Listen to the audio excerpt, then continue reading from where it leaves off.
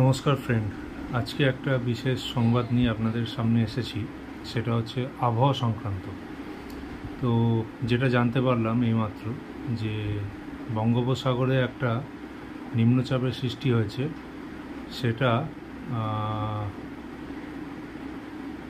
বাংলা উপকূল এবং উড়িষ্যা, ঝাড়খণ্ড পর্যন্ত বিস্তৃত। তার ফলে আমাদের দক্ষিণবঙ্গে আগামী দুদিন ভারী থেকে অতি ভারী বৃষ্টি হওয়ার সম্ভাবনা। দক্ষিণবঙ্গের 4 জেলায় মেনলি বৃষ্টিপাতের সম্ভাবনা বেশি। সেগুলো হচ্ছে 2 চব্বিশ পরগনা এবং পূর্ব মেদিনীপুর এবং পশ্চিম মেদিনীপুর। আর উপকূলবর্তী অঞ্চলগুলিতে যেমন হুগলি, হাওড়া, কলকাতাতেও বিক্ষিপ্তভাবে বৃষ্টি হবে। তো সবাই সাবধানে থাকবে। এবং এখন দেখা যাচ্ছে যে ভারী বৃষ্টিপাত হলেই বজ্রাঘাতের একটা সম্ভাবনা থেকে যায়।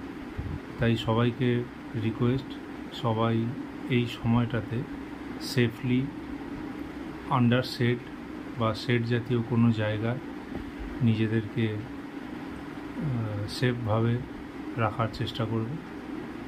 তো এই সংক্রান্ত তথ্য আরও আগামী দিনে আমি দিতে থাকব।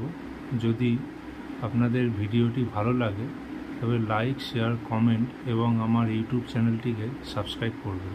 Thank you. নমস্কার।